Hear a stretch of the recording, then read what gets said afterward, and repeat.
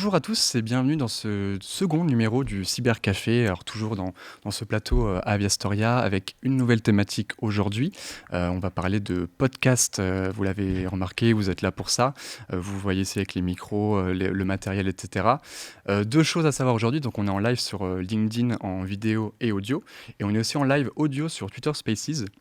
Pour ceux qui ne connaissent pas, en gros, c'est juste l'option de Twitter qui nous permet de faire des réunions ou des événements uniquement en audio. Donc, c'est assez intéressant de le tester aujourd'hui avec vous. Et pour parler podcast, j'ai invité avec moi, je suis très heureux d'accueillir Caroline, qui est un véritable couteau suisse de la communication et qui s'intéresse au podcast depuis beaucoup d'années déjà. Depuis beaucoup d'années, c'est vrai. Merci Thomas pour l'invitation. Merci beaucoup. Je suis ravie d'être là. Donc toi, en plus, je pense que beaucoup de gens ici connaissent Caroline et c'est vrai que toi tu fais des podcasts depuis plus de 10 ans déjà, donc c'est vraiment quelque chose qui t'intéresse. Pas exactement, c'est-à-dire que je fais des podcasts, je fais de la radio depuis 10 ans, on va même dire aujourd'hui, puisque en fait il se trouve que l'émission et le média qu'on a lancé avec mon binôme Katia Martin fête ses 10 ans aujourd'hui même, donc le 9 juin. On a lancé une émission de radio qui s'appelait Les Grandes Girls, qui passait à l'antenne, qui est passée sur plusieurs radios locales, d'abord sur Radio Judaïka, puis on est passé sur Top Music, mais dans un format du coup adapté en mode podcast. Et aujourd'hui, on a pris notre indépendance et on enregistre dans nos studios à Strasbourg. Voilà. Donc en fait, si tu veux, je m'intéresse aux médias audio, mais d'abord à l'antenne. Et aujourd'hui, on a réadapté, on va dire, le format pour en faire un podcast, adapté à tout ce qu'on. En audio. En audio, voilà. Et tu fais pas mal d'autres choses à côté aussi, donc pour des entreprises, des collectivités, on en parlera peut-être un peu plus tard, mais voilà, tu es vraiment dedans. J'aime bien changer de casquette, voilà, c'est ça. Un couteau suisse, comme on t'a présenté. Pour vous présenter rapidement le menu, on va présenter justement au début un peu Caroline, va parler un peu d'elle, de ses projets, de ce qu'elle fait, de quelques podcasts justement qu'elle fait à côté pour des entreprises ou des marques. On va revenir un peu sur les podcasts aussi, parce que c'est vrai qu'on en parle beaucoup. Beaucoup de chiffres nous montrent qu'aujourd'hui, c'est un format vraiment quasiment incontournable, en tout cas très intéressant pour vous, si vous souhaitez vous lancer, ou même si vous en avez déjà lancé un. Peut-être que vous pourrez nous faire vos retours d'expérience. Justement, n'hésitez pas, que ce soit sur LinkedIn en commentaire ou même sur Twitter Spaces ou en nous mentionnant, à nous poser vos questions. On est vraiment là pour ça. On va présenter quelques infos, mais le but, c'est vraiment d'échanger avec vous directement. Et en troisième partie, justement, on reviendra sur vous, comment et pourquoi lancer un podcast, quels sont nos bons conseils en termes de matériel, de contenu édito, de ce qui marche pas, comment est-ce qu'on le diffuse. Enfin, toutes ces questions qui sont des fois complexes un peu dans le podcast, on va essayer d'évangéliser ça et de vous donner envie à vous de lancer aussi le podcast. Du coup, Caroline, si tu peux peut-être nous représenter un peu justement ton parcours et ce que tu fais, notamment dans le podcast avec les Grandes Girls, mais aussi pour d'autres entreprises. Oui. Alors, du coup, forcément, là, tu me tends le micro et tu sais que c'est mon ton dada. Mon dada et mon format préféré. Donc, j'espère que tu as 2 heures pour ce petit-déj. Me présenter, c'est-à-dire qu'effectivement, tu l'as dit, je suis couteau suisse des médias et de la communication. J'ai fait des études de communication, une école de commerce. Mais c'est vrai, et là, pour la petite anecdote, parce que j'étais en train de chercher, mais qu'est-ce qui fait que j'adore ce média de la voix et tout ça. Et je me suis souvenu que déjà, quand j'avais 10 ans, j'invitais mes copines dans la cuisine chez mes parents. On mettait radio, on en mettait un enregistreur et on s'enregistrait et on parlait de tout, de rien. Et je me souviens déjà de ça. Donc, en fait, il y avait déjà cette sensibilité à enregistrer, à parler, à raconter des anecdotes, évidemment, qui ne faisaient rire que nous. Mais je faisais déjà ça à l'âge de 10 ans, donc je pense que ça m'a jamais quittée. Tes parents devaient te détester, du coup, c'est enregistré sur des pistes de musique qui existaient déjà ou... C'est possible. Je pense qu'ils les ont gardées parce que j'en faisais quand même beaucoup et souvent, quand les copines étaient là, c'était le passage obligé. Donc, je m'en suis souvenue, alors que c'est vrai que je m'en rappelais plus trop. Et donc, oui, j'ai fait aussi pas mal de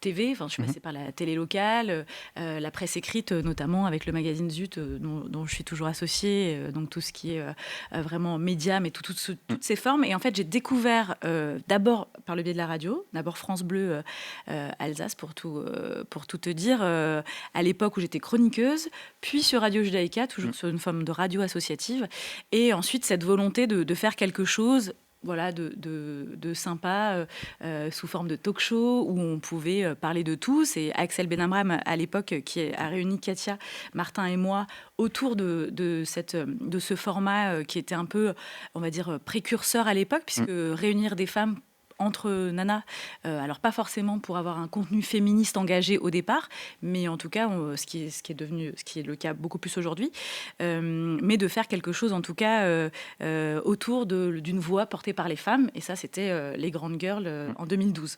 Voilà. En 2012, ouais. En 2012. Et donc, j'ai travaillé pendant des années, surtout dans la presse écrite, en plus de faire de la radio associative, donc bénévole, hein, puisque je rappelle en tout cas sur les Grandes Girls, ce n'est que du bénévolat, que ce soit sur la radio associative, quand on est parti également sur Top Music.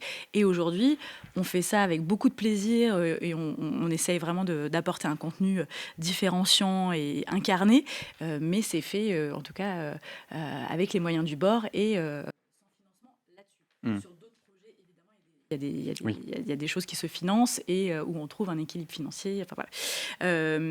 Et donc, pour répondre à ta question, je suis arrivée au podcast par ce biais-là et je travaille, en fait, comme je suis aujourd'hui indépendante, je peux travailler avec différentes structures, que ce soit sur de l'événementiel, que ce soit la communication et aussi de l'enseignement, puisque le podcast, depuis cette année, je l'enseigne aussi en école.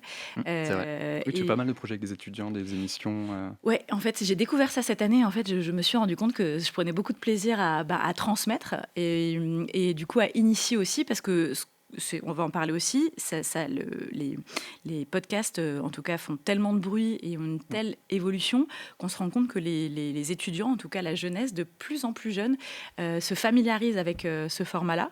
Et quasiment l'intégralité des étudiants que j'avais de première année, donc ils ont globalement 19 ans, étaient consommateurs de podcasts de façon très, très régulière.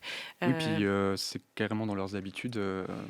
C'est quelque chose qui s'inscrit clairement là-dedans, quoi. Complètement, si bien que je vais même faire la différence avec le premier semestre où j'ai dispensé un cours autour du panorama des médias. Donc on a abordé de façon très très large la différence et l'évolution des médias à travers l'histoire, mais aussi dans notre consommation actuelle.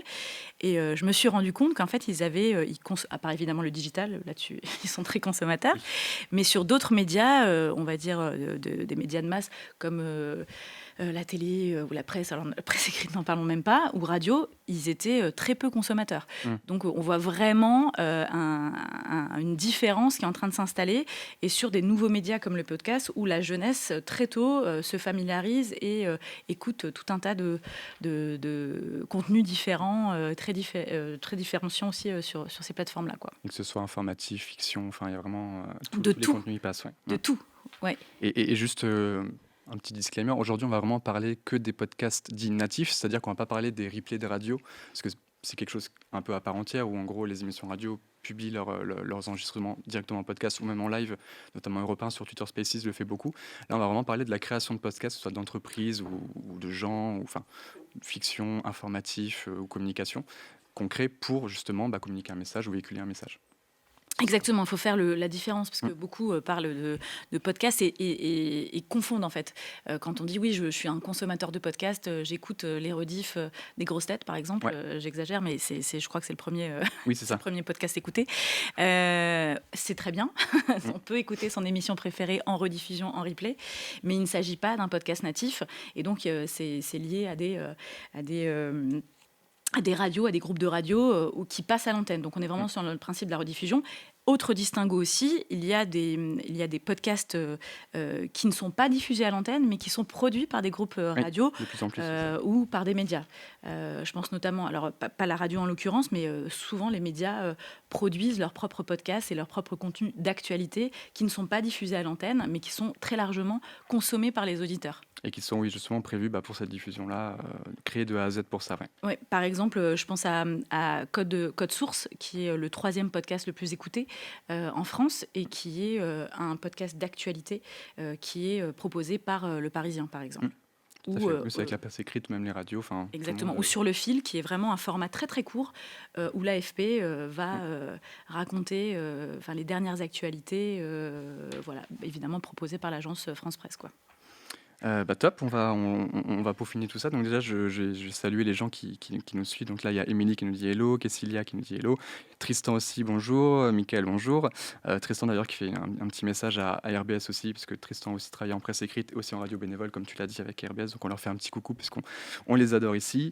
Et on va représenter rapidement, parce que c'est vrai que pour ceux qui ne connaissent pas encore, juste par rapport au lieu et à ce qu'on fait ici, je pense que c'est intéressant qu'on vous présente ça rapidement. Donc Viastoria, dans le studio dans lequel on est, fait plusieurs choses, on va dire quatre savoir-faire principaux. Le premier, c'est la communication audiovisuelle, donc c'est un peu ce qu'on fait là aussi, avec soit du son, de l'audio, des films, soit de la publicité cinéma, publicité télé, ou des capsules pour les réseaux sociaux. Donc ça, c'est quelque chose qu'on fait depuis beaucoup d'années.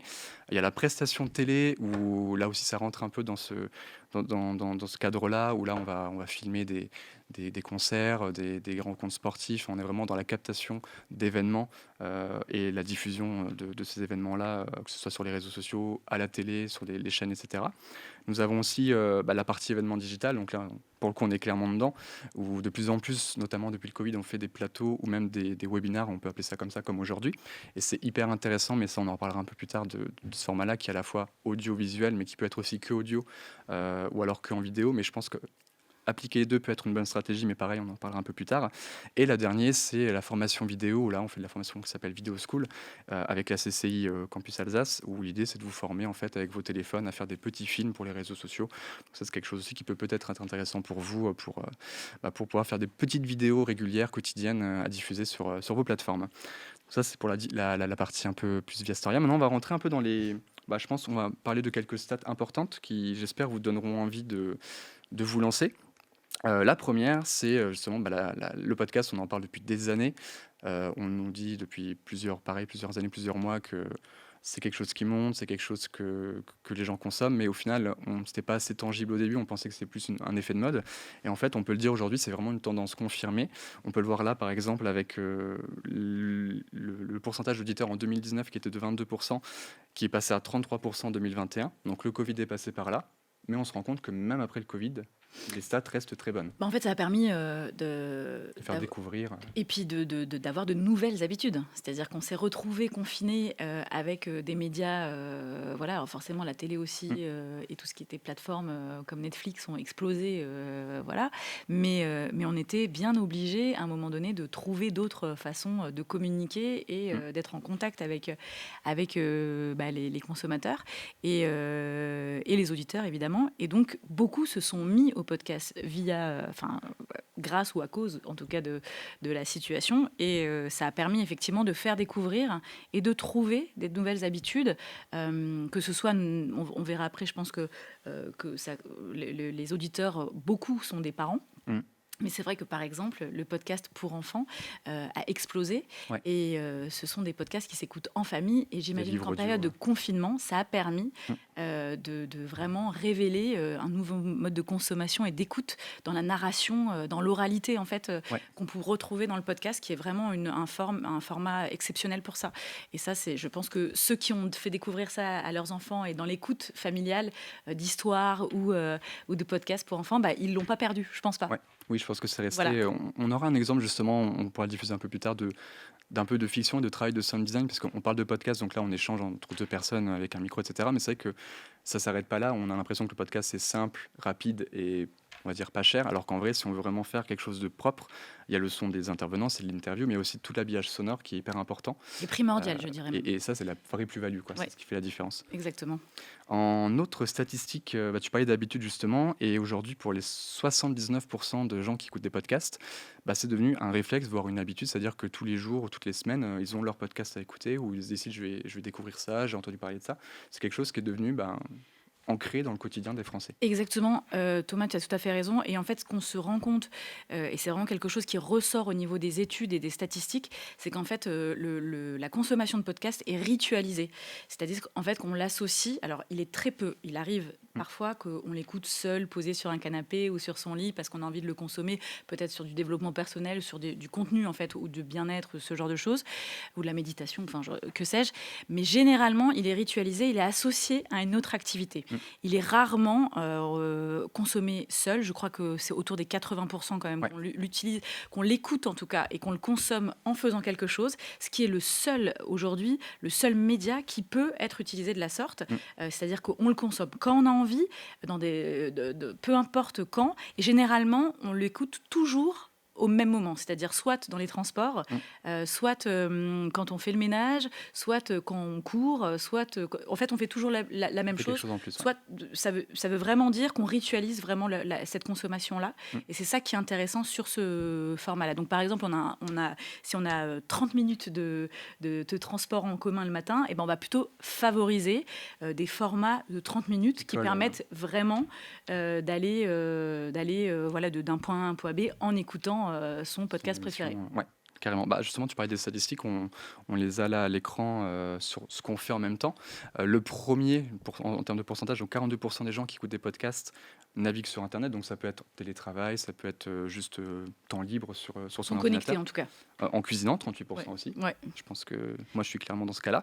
Et en faisant du sport, 29%. Donc c'est, comme tu l'as dit, quelque chose qui est toujours qui est souvent dupliqué à notre activité. Et c'est là où je trouve que c'est intéressant, le podcast, c'est que tous les médias ou tous les moyens de communication type vidéo ou articles écrits, etc., c'est quelque chose qui nous demande un effort ou du temps. Pour une vidéo, il faut qu'on se pose derrière un écran, il faut qu'on la regarde et qu'on écoute et qu'on voit les images. Là, le podcast, on met nos écouteurs, on met notre téléphone, on peut faire autre chose et on l'écoute en même temps. Et c'est un temps, on va dire, libre qui devient un moyen de toucher des gens en plus sur un temps qui est un temps de plaisir en fait. Et qui est optimisé, ça veut dire qu'on l'optimise différemment. Certaines personnes vont prendre à chaque fois le temps de repassage en se disant, moi, c'est exactement mon cas par exemple, alors je repasse pas énormément pour être tout à fait honnête, mais ça m'arrive, je ne peux pas repasser si j'ai pas de podcast parce que j'ai l'impression de perdre mon temps, donc je vais essayer de trouver la bonne émission qui m'ira bien et qui va me faire passer un bon moment parce que voilà, à contrario, pour repasser, c'est pas mon kiff. Donc non, je le dis. Après, moi, je suis consommatrice de podcasts forcément parce que je m'y intéresse, mais c'est ça qui est intéressant et donc ça permet un terrain d'expression extraordinaire pour les créateurs de contenu et puis une palette énorme pour les auditeurs. Et c'est peut-être parfois ça le problème, c'est trouver les bons podcasts qui nous conviennent. Maintenant, voilà, tellement il y a une concurrence. Voilà. Et une offre énorme. Alors, on ne l'a pas dit au tout début, mais ces chiffres-là viennent du Paris Podcast Festival qui a lieu en octobre 2021, qui était d'ailleurs... Exactement. Qui était à Caroline. Donc, peut-être, si pendant l'événement, qu'est-ce que tu en as pensé et quelles sont pour toi peut-être les tendances ou les choses que tu as retenues de l'événement alors, c'était la 4e édition du Paris Podcast Festival, qui est un événement annuel. Je sais que la prochaine édition a lieu en octobre, comme chaque année.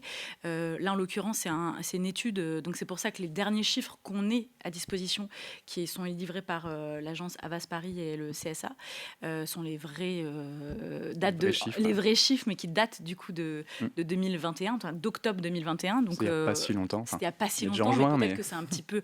faut nuancer un peu les résultats. Peut-être que ça a évolué dans un sens ou dans un autre. En tout cas, on est sorti du confinement. On est un post-confinement. Exactement. Donc les chiffres sont plutôt cohérents. Oui, réel en tout cas. Ce que j'y ai vu, alors c'est sur plusieurs jours, donc moi j'ai vraiment été plutôt une journée, c'est la variété en fait de contenu proposé dans l'offre podcast. Ça va effectivement du podcast de marque qu'on va évoquer, j'imagine tout à l'heure, jusqu'au podcast en fait de la création de contenu sur des thématiques très très très diverses, d'initiatives très très très diverses, et c'est ça qui est hyper enrichissant. Après il y avait aussi des bons tips, comment monétiser, ça c'est un vrai sujet sur lequel on est en train de trouver des solutions, mais c'est pas encore arrivé. C'est ça. Monétiser un podcast, c'est pas encore évident aujourd'hui. Certains y arrivent, mais on va dire que c'est vraiment à la marge. C'est important de le préciser aussi pour ceux qui nous suivent. Aujourd'hui, il est quand même compliqué quand on se lance sur le podcast. Alors, je sais pas si tu voulais y venir, mais je le dis déjà d'avance. Vas-y. De monétiser un podcast qu'on lance. Par contre, une marque ou une organisation qui a envie de faire du contenu et aller sur le terrain du podcast pour s'exprimer, accroître sa communauté et avoir vraiment un terrain d'expression très large et audio, ça effectivement il peut le faire, mais on va dire dans une stratégie de communication très globale où il choisit le podcast comme média. Comme média, ouais. Tout à fait. Justement, tu parlais tout à l'heure de pour écouter des podcasts, en fait, on se pose de plus en plus. Enfin, on fait des choses à côté, mais qu'on peut le voir avec cette statistique-là, c'est que en 2020, 91% des gens écoutaient un podcast en faisant autre chose en même temps. Et là, en 2021, donc c'est encore un chiffre du Paris Podcast Festival, il n'y a plus que 85% des gens qui font quelque chose en même temps que d'écouter un podcast. Donc on voit que c'est une stat qui est en train de descendre, c'est-à-dire que les gens maintenant consomment le podcast comme une série, comme une vidéo YouTube. Enfin, ils se posent à un moment donné, que ce soit dans le lit, que ce soit dans leur canapé. Enfin, en tout cas, ils écoutent un podcast vraiment sur un temps libre et se dédient vraiment 100% à ça. Pour toi, tu penses que c'est une tendance qui va encore se confirmer de plus en plus? Je pense que ça dépend vraiment de la thématique et du contenu. C'est-à-dire que je pense qu'il y a certains sujets, certaines thématiques qui se consomment de façon, effectivement, on est à l'aise, on est bien, on est posé c'est vraiment du slow content, quoi. On est vraiment sur un truc qui s'apprécie parce qu'en plus, c'est vraiment un média intimiste, quoi. On est dans l'oreille, on susurre à l'oreille, donc c'est quand même génial. Ah, c'est un des points forts, je pense aussi la voix, le travail, Ah, comme le on parlait du travail. sound design. Ouais, il y a vraiment. J'avais lu cette phrase, le poids des mots, le choc des photos. Mais en fait, là, on est vraiment sur de la douceur, en fait, hein, la douceur des voix. Ouais. La voix est Hyper extrêmement importante. importante. Donc, on n'est pas sur quelque chose. D'ailleurs, vous entendrez peu, en tout cas moi j'en ai jamais entendu, un format podcast, sauf sur du replay d'émissions, où ça se clash. Où ça se rentre dedans, ou une émission politique, voilà, qu'on peut retrouver sur une matinale de radio. On n'est pas du tout dans cette dynamique-là. Il faut que la voix soit hyper posée, il faut qu'on pose le récit, que ce soit agréable à écouter, que ce soit fluide, et on n'est pas du tout dans du clash ou du conflit, dans la confrontation qu'on peut retrouver parfois à l'antenne évidemment sur des stations radio. Carrément. Voilà, habituel. Donc là, c'est une autre forme de consommation.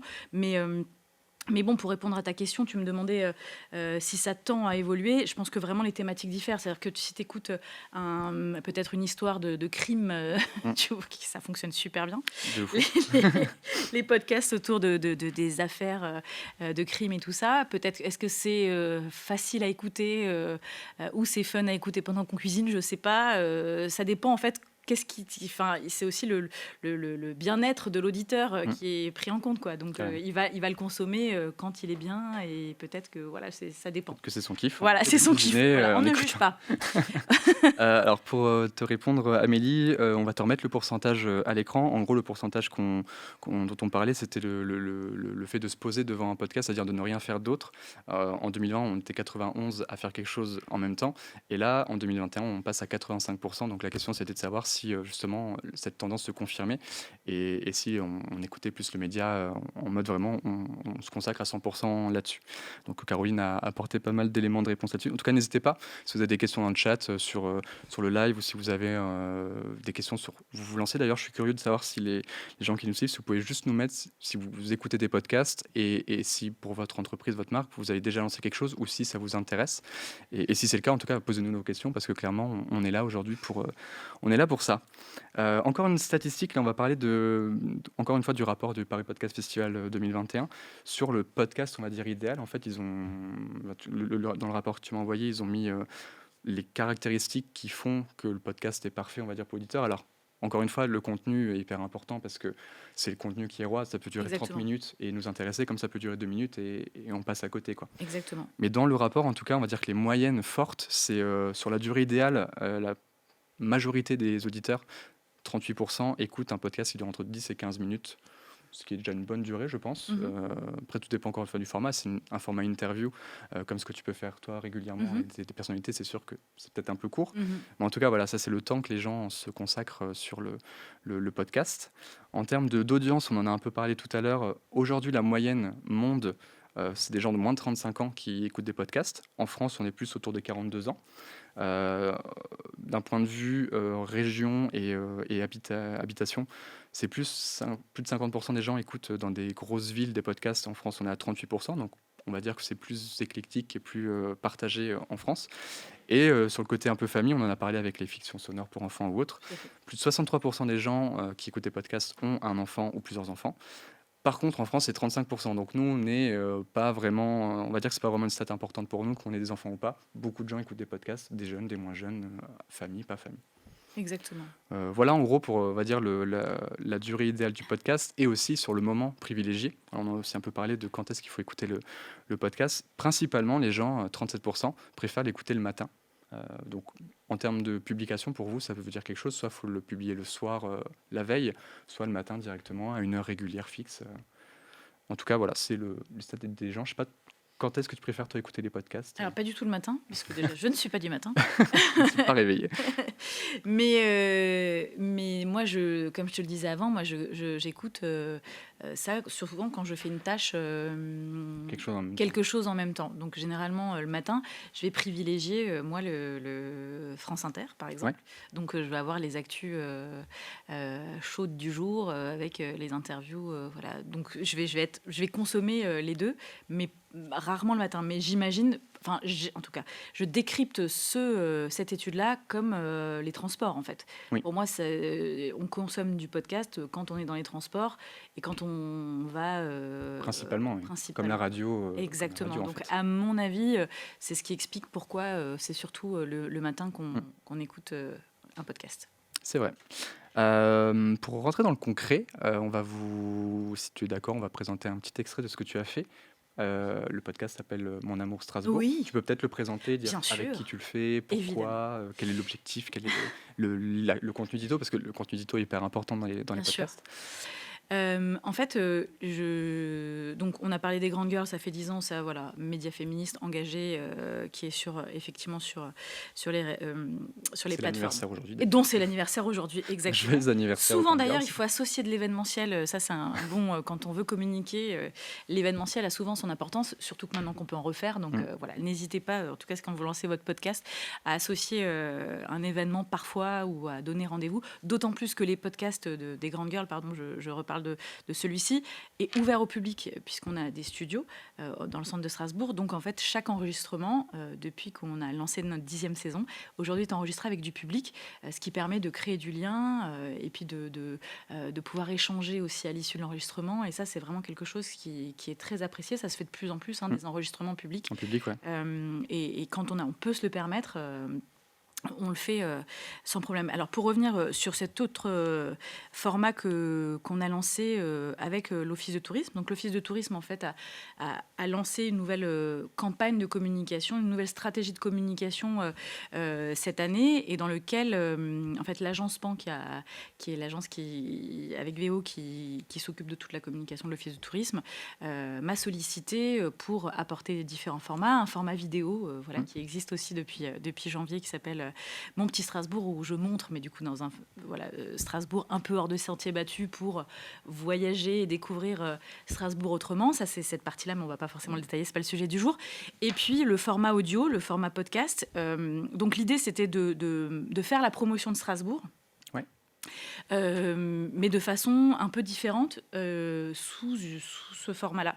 J'ai fait un peu de veille pour savoir dans les offices de tourisme, qu'est-ce qui se faisait. C'est vrai que je retrouvais assez régulièrement, alors déjà il y en a très peu, donc on est quand même assez innovant à Strasbourg sur le format proposé par un office de tourisme, et c'est vrai que souvent c'était de la visite guidée, un peu améliorée, quoi. C'est-à-dire que souvent le présentateur, la présentatrice allait faire découvrir le coin, la ville, la région, sous forme audio. Donc on rencontrait souvent des visages d'acteurs locaux, ce qui est très intéressant au demeurant, mais effectivement, tu pars de principe que les gens, en fait, vont aller directement visiter ce territoire-là.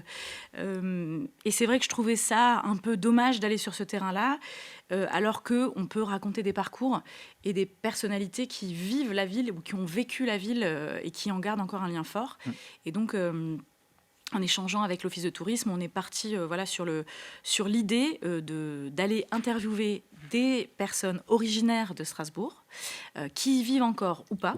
Voilà, donc l'idée, c'est juste qu'il y a eu un passage important avec la ville, que ces personnes-là gardent un lien très fort avec la ville, parce qu'évidemment, quelqu'un qui est né à Strasbourg, mais qui n'y revient plus, n'a aucun intérêt. Enfin, la personne a un intérêt, pardon, mais en tout cas, ça n'a pas d'intérêt de s'intéresser à la ville. Oui. Parce que, en fait, dans tout ce qu'on fait, quand on parle de marque, d'organisation et qu'on utilise ce podcast, le podcast en tout cas comme format audio, c'est toujours un prétexte, en fait. C'est un prétexte de poser une narration, poser un récit pour faire la promotion que ce soit une marque, que ce soit une organisation, que ce soit une collectivité. C'est toujours un prétexte, en fait, de trouver un angle intéressant qui va retenir l'attention des auditeurs, mais où on va effectivement essayer de passer un message. Là, le message, évidemment, c'est faire la promotion de la ville de Strasbourg à travers des ambassadeurs et des ambassadrices qui ont vécu et qui... voilà. Donc, Après, tous ceux qui ont vécu à Strasbourg sont ambassadeurs de la ville, forcément. D'une certaine manière, on l'espère. Logiquement. On l'espère.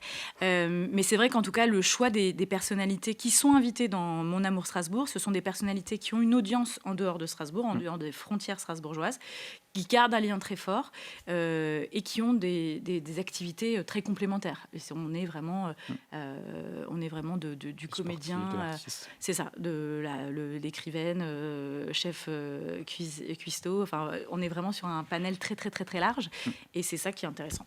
Voilà. Toi, du coup, avec l'Office de tourisme, donc tu gères la partie édito, tu choisis les invités, Je propose. Voilà, je propose une liste d'invités qui me semblent pertinents, soit parce que je les ai déjà rencontrés par d'autres biais au niveau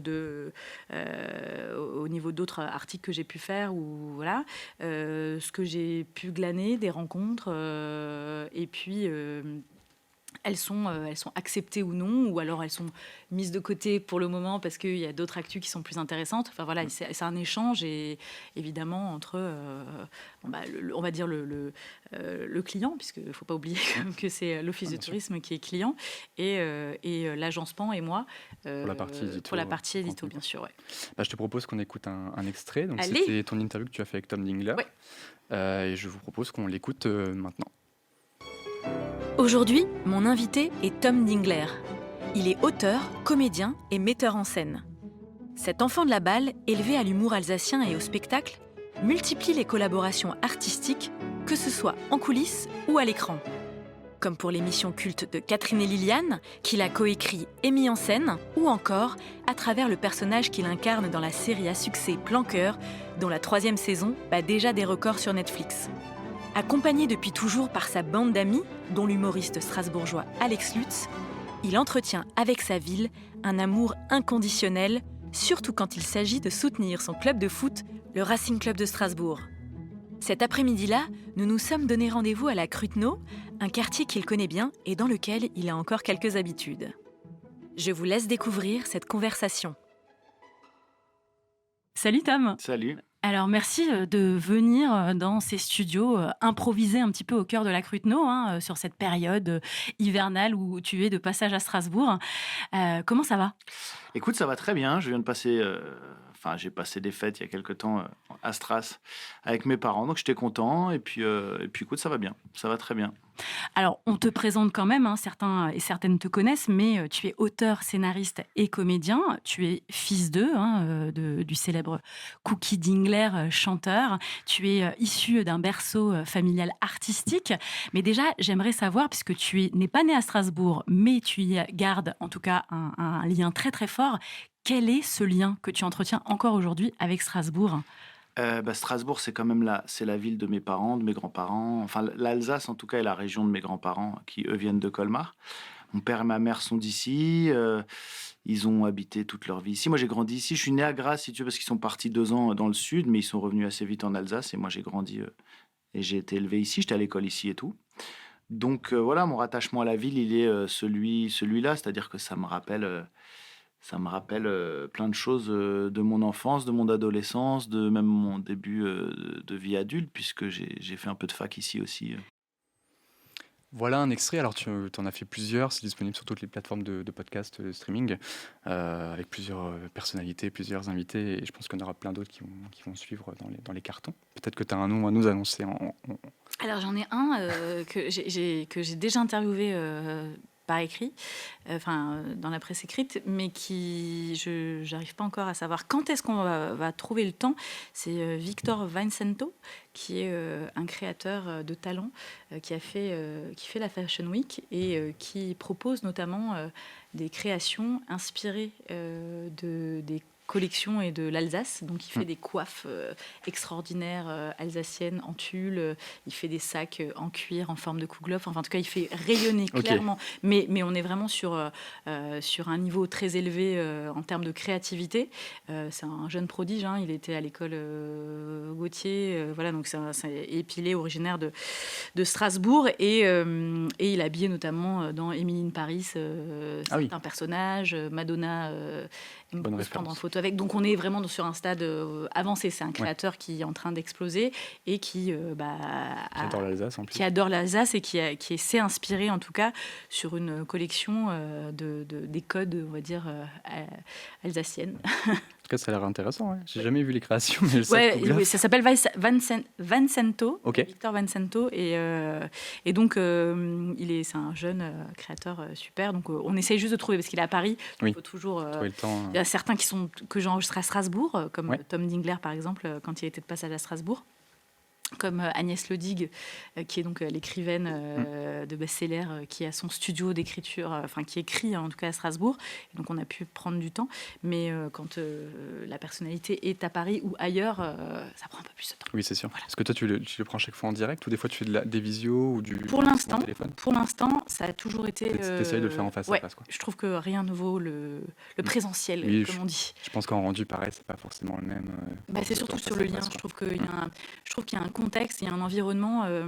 Alors bien sûr, on fait avec les moyens du bord et parfois, comme ça a été le cas pendant le confinement, on a fait comme on pouvait. Là, en l'occurrence, pour installer vraiment, je l'ai dit avant, c'est un média de l'intime où ça permet vraiment de créer un environnement bienveillant qui favorise la confidence et l'échange. Et pour créer ça, derrière un écran, c'est quand même un tout petit peu plus difficile, je trouve. Encore une fois, c'est moi l'intervieweuse qui ressent ça. Hein. Peut-être que d'autres ne diraient pas la même chose. Et donc, il faut essayer d'être dans un environnement favorable et être face à face dans un cadre ensemble, c'est plus simple. C'est clair. Par exemple. Je trouve que ça marche plutôt bien. Par exemple. Alors, on va prendre des questions du chat. Alors, encore une fois, n'hésitez surtout pas à poser vos questions. On est là pour y répondre. Il y a Kessilia qui nous pose une question, qui travaille pour une association qui s'appelle Franck, un rayon de soleil, qui s'investit dans la lutte contre les cancers pédiatriques et qui réfléchit à lancer son podcast avec justement des témoignages patients, des témoignages de professionnels. Et sa question, elle a plusieurs questions. En gros, elle s'interroge sur le matériel, les techniques, les moyens techniques à adopter, sur la régularité à s'imposer et surtout à comment en faire la promotion une fois qu'il est fait.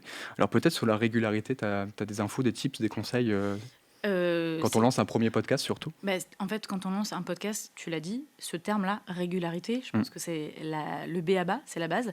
C'est-à-dire que quand on lance un podcast, il faut s'assurer qu'on a au moins en stock et qu'on peut en tout cas proposer une série d'épisodes et que le sujet qu'on va aborder mérite qu'on puisse, en tout cas, qu'il y ait assez de contenu et assez de possibilités de faire plusieurs épisodes. Pas que ce soit tellement un sujet de niche très pointu, très précis, qui fait qu'au bout de 3 sujets ou 3 épisodes, on a fait le tour de la question et on n'a plus de contenu et qu'ensuite on est obligé de angler différemment parce que on n'a plus d'idées.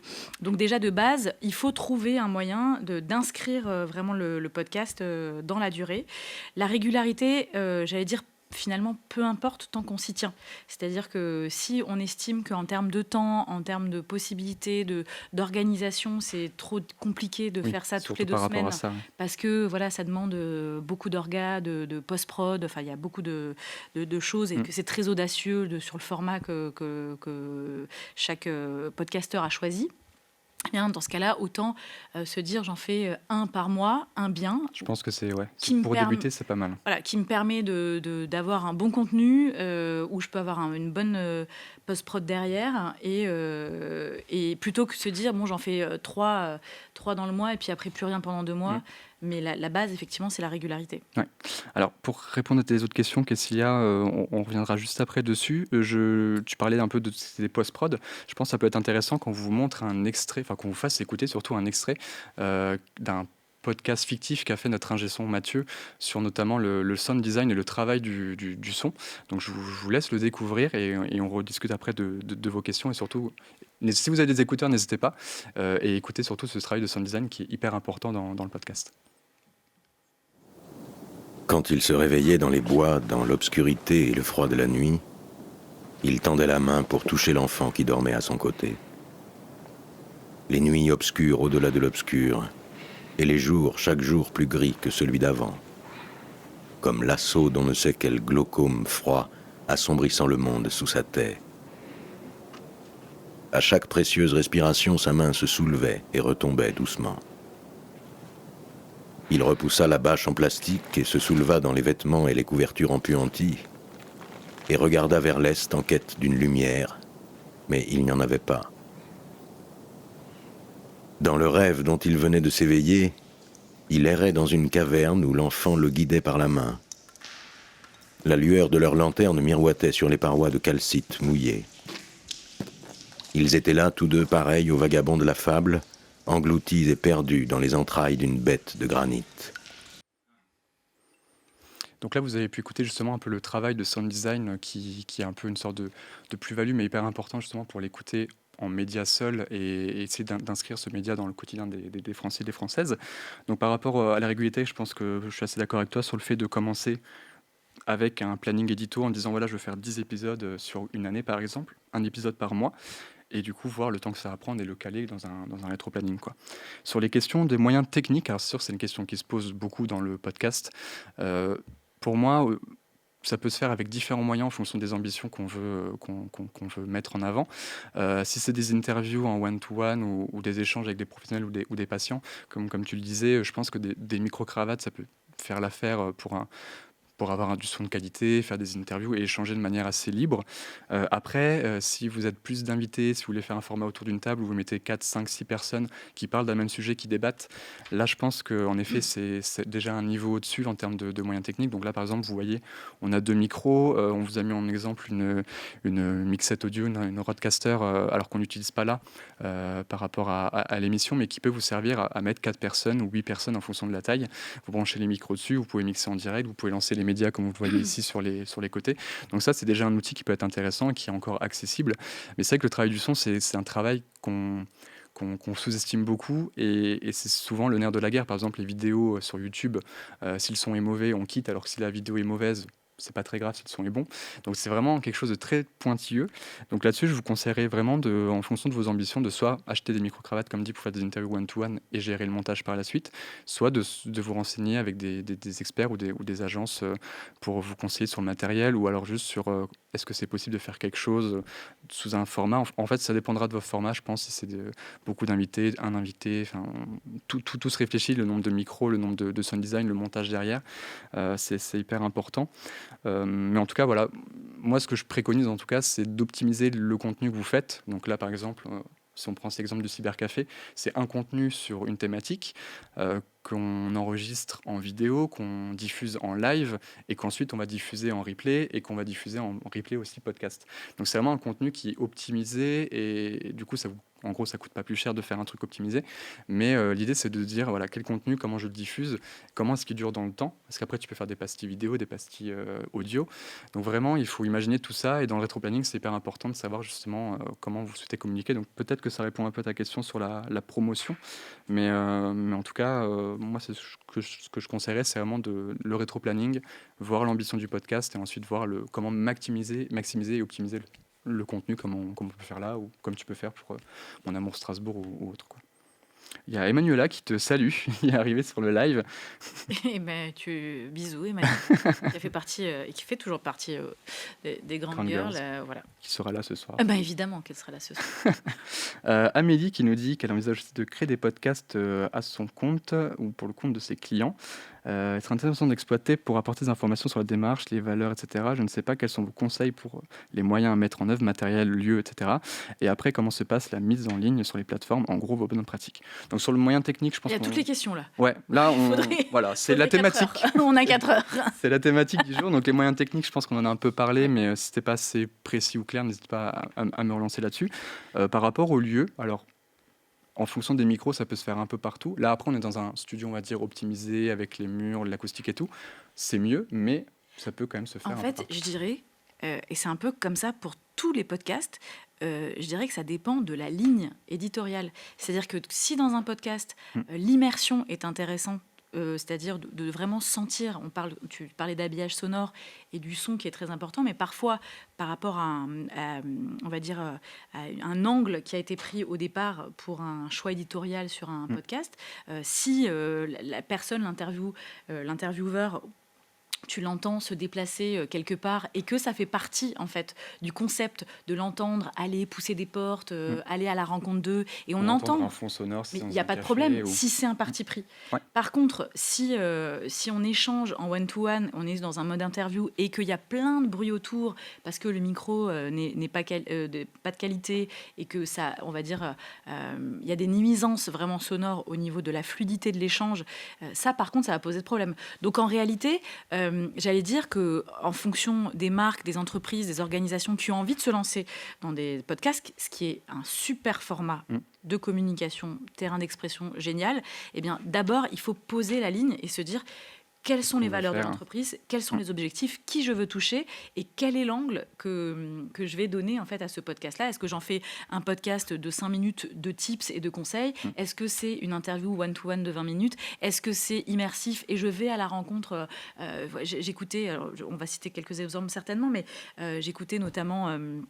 un podcast qui a été fait, je crois que c'est Sous la robe, ça s'appelle Sous la robe. Alors on peut penser que c'est quelque chose autour de la mode ou autre, mais pas du tout. C'est un podcast qui a été fait en collaboration avec, je crois, les vins de Côte-du-Rhône. D'accord. Donc même si son nom est un clin d'œil, eh bien en fait on entend l'intervieweuse, en tout cas la journaliste, souvent c'est des journalistes d'ailleurs, qui va à la rencontre en fait de cavistes, qui va dans les vignobles, et on l'entend en fait rencontrer les acteurs du vignoble de Côte-du-Rhône, et c'est ça qui est hyper comme intéressant. un vlog où elle marche. Donc en fait on l'entend, on entend qu'elle pousse la porte, qu'elle salue les viticulteurs, et en ça c'est un parti pris, alors qu'elle aurait pu effectivement recevoir classique, voilà, exactement, mais ça ou alors mutualiser tout, enfin c'est vraiment comme tu dis, c'est de la ligne édito exactement, et un angle. Et ça se définit au moment où en tout cas l'organisation, l'entreprise va vouloir communiquer via le média du podcast et se dire ok, j'ai envie de prendre la parole, ce format-là peut être adapté, et donc on s'entoure. Ça peut être de l'interne, évidemment, mais on s'entoure en tout cas de professionnels qui savent faire et qui peuvent apporter des solutions adaptées sur mesure en fonction des objectifs à atteindre. De la demande, tout à fait. Avant de revenir sur les plateformes d'hébergement et de diffusion, Amélie, comme tu nous posais la question, on a une slide où justement il y a des exemples de podcasts. Je pense que ça peut bien matcher avec ce qu'on vient de se dire sur l'angle édito et surtout l'édito, le message qu'on veut véhiculer, et surtout comment ne pas faire un podcast de marque en mode promotion publicitaire, parce que ça ne marchera pas. Jamais. Donc le contenu est hyper important. Là, par exemple, on peut voir 3 podcasts qu'on a sélectionnés pour un peu vous montrer différents axes à choisir. Il y a notamment le premier, c'est Blédina. Alors Blédina, je pense que tout le monde connaît la marque. Et eux se sont dit, on ne va pas faire un podcast en disant... consommer nos produits, c'est les meilleurs produits, c'est fait en France, etc. Ils se sont dit, on va rencontrer des gens passionnés de changement, ou qui ont des conseils et qui améliorent leur vie au quotidien avec des petits tips.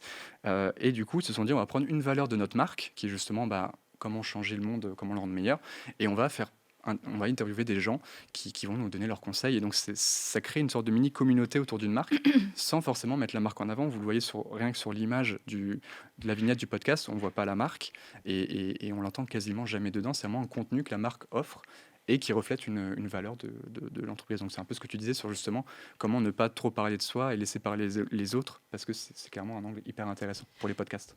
C'est un Et parti pour- pris. En fait, c'est toujours un parti pris. Tu cites ces exemples-là où dans le nom n'est pas évoqué effectivement le nom de la marque. Ouais. Et parfois, si, par exemple, on pense à Ça Dior Talk, par exemple, ou Veuve Clicquot Talk, Mm. ou par exemple, moi, un que j'aime beaucoup, notamment chez Clarins, qui s'appelle, alors je me le suis noté, je l'ai même écouté parce que je trouvais, oui, c'est Mon corps ce héros, Mhm. qui est un super podcast justement qui parle du corps et by Clarins. Mm. Donc, en Ouais, fait, on parle du corps sous toutes ses formes et du corps des femmes avec une animatrice super. Mais on aborde ça sans parler évidemment des produits cosmétiques Clarins. Sans en faire trop, ouais. Bien sûr que non. C'est ça. Alors moi, j'ai un très bon exemple aussi de marque qui a exploité à fond le podcast dans sa communication et sous différentes formes. Et c'est ça qui est intéressant. Et je les ai rencontrés d'ailleurs et j'ai entendu ceux qui en étaient à l'initiative au Paris Podcast Festival. C'est pour ça que je m'y suis intéressée. Ouais. C'est la marque Decathlon qui a sorti en 2020 plusieurs podcasts différents, 3 en l'occurrence. Donc c'est à chaque fois on va dire des formats qui sont différents et complémentaires et qui racontent pas la même chose. Donc il y en a un qui s'appelle Conseil de sportif. Ça dure environ 10 minutes. On est vraiment sur du tips sur de la pratique sportive. L'autre qui s'appelle Histoire de sportifs et sportives. Donc on est vraiment dans du témoignage et souvent d'ailleurs des collaborateurs de Decathlon qui eux-mêmes sont des sportifs et qui partagent leur expérience ou leur histoire de vie à travers le sport. Et l'autre qui s'appelle Les Aventures extraordinaires où là on est vraiment dans des aventures incroyables, de dépassement de soi. Et là on est vraiment sur 50 minutes.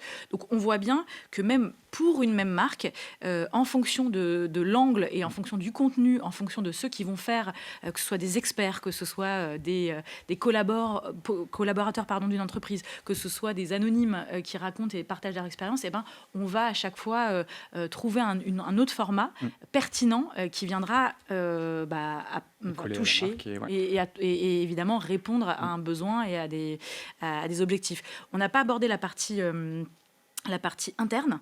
Oui, mais c'est ce que j'allais dire. Ouais. Voilà, Communication externe beaucoup, mais là, c'est vrai qu'en com interne aussi, ça marche très bien. ça marche super bien et c'est souvent des solutions et des alternatives super à la newsletter, par exemple. Carrément. Et donc chez Decathlon aussi, et c'est ça qui est intéressant, j'ai découvert Radio Moquette, qui est le podcast quotidien alors c'est une radio et un podcast, parce que tout est quand même écoutable et disponible via podcast des collaborateurs de Decathlon. Et donc, il y a environ 1 heure d'émission quand même quotidiennement où ça parle de tout un tas de sujets, que ça parle des RH, que ça parle du marketing. Évidemment, dans différentes villes, dans voilà, le groupe entier. Exactement. Ils sont tellement nombreux que ça fonctionne. Évidemment, sur d'autres structures, ça ne fonctionnerait pas. Ce serait moins pertinent. Mais en attendant, ils ont trouvé un moyen de communiquer en interne et du coup à fédérer autour d'un format qui, pareil, peut être écouté en faisant autre chose, finalement. Même sur le lieu du travail. Sur le lieu de travail, bien sûr. Sur le lieu de travail. Exactement. Donc, il faut penser aussi la communication interne comme un super moyen de communiquer auprès de ses collaborateurs. Carrément, ouais. Pour répondre à la question de Amélie et de Mathilde qui nous posent aussi la même question sur comment est-ce qu'on diffuse un podcast. Alors, si tu peux nous donner, toi, tes conseils sur ce que tu utilises et ce qui fonctionne bien. Oui, alors il y a plusieurs façons des hébergeurs en fait. Hébergeurs ou hébergeurs-diffuseurs. C'est ça. Et nous en l'occurrence, alors il se trouve que pour Mon Amour Strasbourg et les Grandes Girls, on utilise le même hébergeur-diffuseur. C'est notamment Ocha. Ocha, ouais. qui est français ou européen, mais en tout cas qui est une boîte. Exactement. Et donc on paye. A-U-S-C-H-A. S-H-A, ouais. Il n'y a pas de C. Il n'y a pas de C. Voilà. Donc si jamais, c'est vrai que c'est une super boîte, nous aussi on l'utilise pour la diffusion et c'est vraiment bien. Ouais. Ocha, donc en fait, c'est sous forme d'abonnement. Il y a différentes formules et en fonction de ce qu'on veut y faire, mais en tout cas il y a une base, je crois que c'est un peu plus d'une dizaine d'euros par mois. Et donc ça permet à la fois de diffuser, donc on upload son contenu sur Ocha et ensuite Ocha va faire le travail de diffuser sur l'ensemble des plateformes dont Apple Music, Deezer, Spotify, toutes les plateformes d'écoute. Donc quand on est abonné à un hébergeur, évidemment on n'a pas besoin après de faire la manip sur toutes toutes les plateformes, Ce qui serait très, c'est très eux qui long. s'en occupent. Ouais. Et ils proposent également des petits tips et des petits conseils, des tutos, des choses comme ça. Et ils permettent aussi de communiquer via des vidéos qui peuvent être faites. Alors moi, je conseille plutôt d'avoir sa propre identité visuelle et de pouvoir faire ça de son Des côté. tutos, ouais. Mais, et d'analyser aussi les écoutes. Donc c'est ça qui est important, dans la production, c'est diffuser, communiquer Héberger, diffuser, ouais. et analyser aussi. Parce Ouais, que c'est clairement. ça qui est important. Bah, en tout cas, ouais, le conseil qu'on pourrait donner, c'est de passer par un outil comme on dit, d'hébergeur-diffuseur. Donc il y a Ocha, il y a Simplecast, Il y a Acast et Podcastic aussi. Podcastic, ouais, il y a Encore, mais qui est relié à Spotify directement. Donc en fait, c'est des outils où tu uploads, comme dit, ton fichier, tu mets ta vignette, tu mets ta description, et ensuite, comme le disait Caroline, tu peux même chapitrer aussi, donc ça permet aux gens de cliquer sur le chapitre qui les intéresse. Et donc comme disait Caroline, après, on fait diffusion, et là, tu sélectionnes tous les outils de podcast sur lesquels tu veux diffuser. Donc ça, c'est clairement un gain de temps et juste un gain de facilité énorme, plutôt que d'uploader sur chaque plateforme, chaque podcast en recopiant la description. Et je dois dire qu'ils ont un excellent SAV et qui très humain Ouais. et très humanisé, j'allais dire, parce que dès qu'on rencontre un problème, il y a vraiment toute une équipe qui est extrêmement réactive. Alors là, je fais la promotion d'Ocha parce que c'est on n'est celle pas que je connais. sponsorisé au chat, Absolument pas.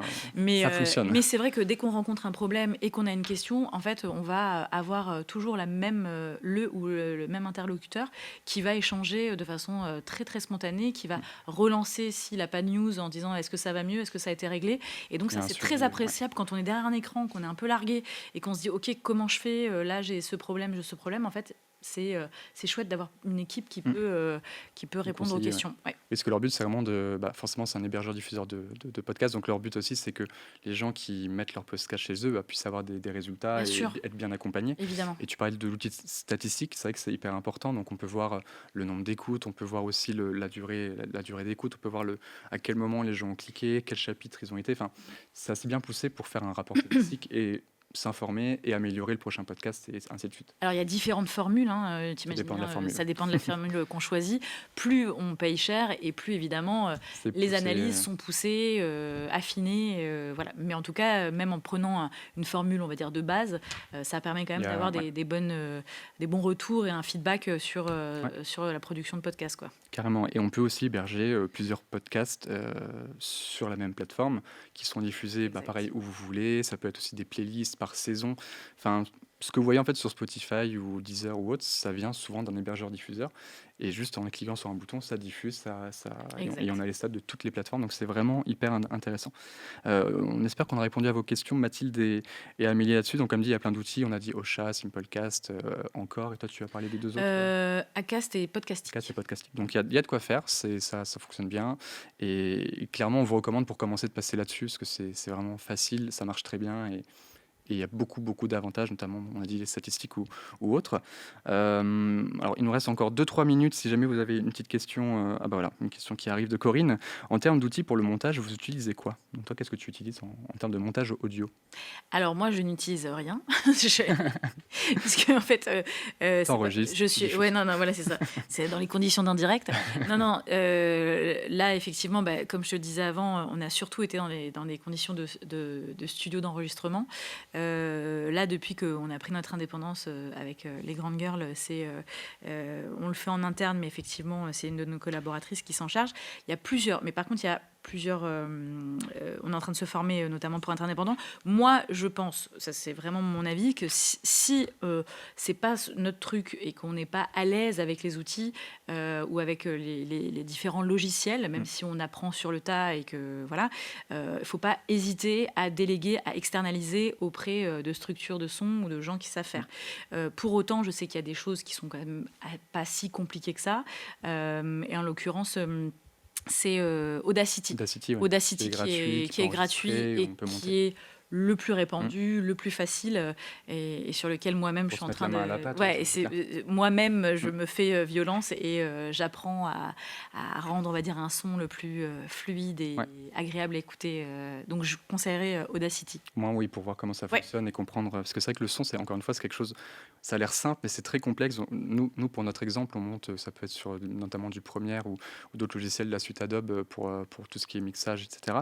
Alors, Mathieu, notre ingé son qui est en régie, monte aussi sur d'autres choses que je ne connais pas, mais qui sont vraiment Pro Tools, voilà, il me dit en régie, merci Mathieu. Donc il y a un logiciel et un outil, mais vraiment très professionnel pour le son. Et c'est vrai que c'est important parce que le mixage audio, alors j'en ai fait des expériences quand je faisais des podcasts, moi aussi tout seul dans mon coin, c'est qu'en fonction de la diffusion, si on l'écoute dans une voiture, si on l'écoute dans des écouteurs, si on l'écoute sans écouteurs sur un ordi, le son ne sera jamais mixé pareil. Et du coup, on peut se dire, mais le podcast, en fait, il est pas assez fort, il est trop fort, il y a des sauts. Alors qu'en fait, passer derrière avec un mixage et comme on l'a vu tout à l'heure avec un sound design, ça fait la différence. Pour moi, c'est pas négligeable et ça permet d'avoir vraiment un son correct partout où on l'écoute. Et il n'y aura pas de mauvaise surprise, en tout cas à la publication de votre audio. Caroline, ça fait on arrive déjà à la ça fin. fait déjà 1 heure qu'on est là. Mon café a refroidi, c'est pas fini. On n'a même pas eu le temps de manger des croissants. Mais on va le faire. Donc voilà, si vous avez encore une dernière question, on peut la prendre. Je voulais juste déjà un dernier exemple, peut-être, vu qu'il nous reste encore 30 secondes, sur un podcast que je trouvais sympa et sur encore une fois un contenu édito assez travaillé, c'est la ville de Pantin et Transville, qui est le réseau de transport j'ai oublié le nom, de Valenciennes, il me semble. Donc la ville de Pantin a fait des podcasts pendant le Covid où ils ont interviewé aussi des gens de Pantin, des habitants de Pantin, sur comment est-ce qu'ils gèrent ça et comment est-ce qu'ils s'adaptent. Donc je trouvais ça c'était vraiment intéressant en termes de communication institutionnelle et communication de collectivité.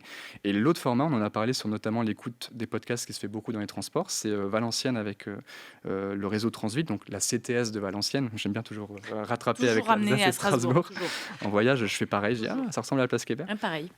Et donc Transville, donc c'est la CTS de Valenciennes, eux se sont dit comment est-ce qu'on peut apporter quelque chose en plus à nos passagers, et se sont dit on va créer un podcast fiction sur une enquête qui se passe dans les rues de Valenciennes, sur lesquelles on va l'offrir on va dire à nos passagers, et ils vont pouvoir s'installer dans nos trams, bus, etc. et écouter le podcast qu'on a fait pour eux, en gros pour les remercier. Je crois que c'était pour leur 15 ans ou 10 ans d'existence, peut-être 5 ans. Et en gros, ils se sont dit, voilà, le cadeau, c'est un podcast à écouter dans nos transports. Et je trouve ça assez malin. Donc je me dis peut-être que, je ne sais pas si la CTS, si Clémentine est avec nous ce matin, mais je trouve que c'est une super idée à faire, en tout cas, en termes de créa et d'axe édito, c'est vraiment hyper pertinent, quoi.